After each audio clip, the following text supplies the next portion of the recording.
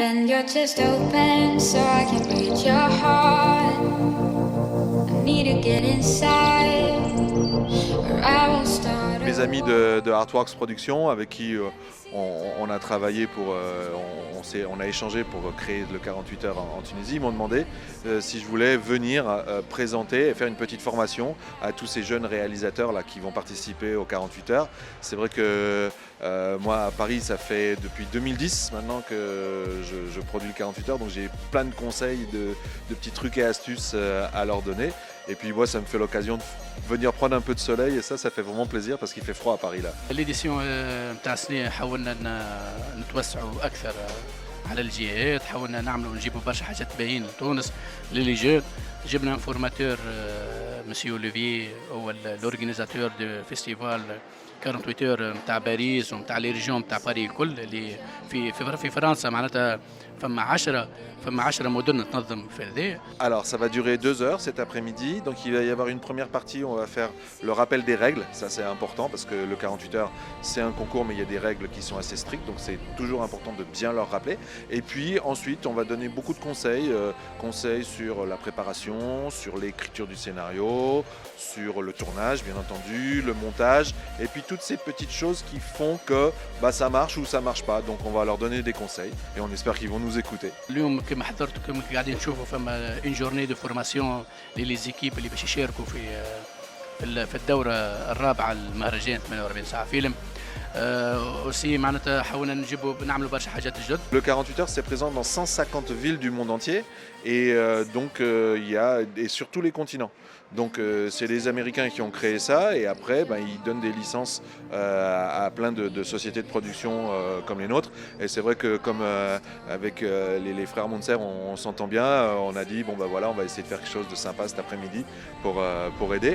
Et puis surtout donc ces 150 villes du monde entier, tous les ans, elles se retrouvent pour une grande finale internationale qui s'appelle Filmapalooza.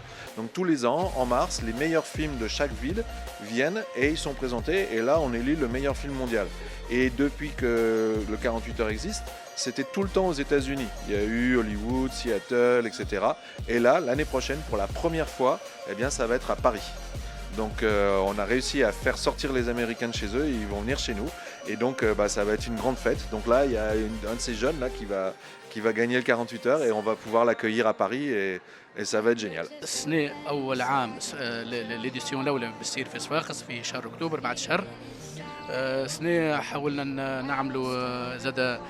نعملوا أكثر عروض الأفلام في الجهات. إن شاء الله سنة عام الأول زرنا حتى في السود جربة والقصرين سنة باش نمشوا للحمامات وباش نمشوا للبنزرت في العروض.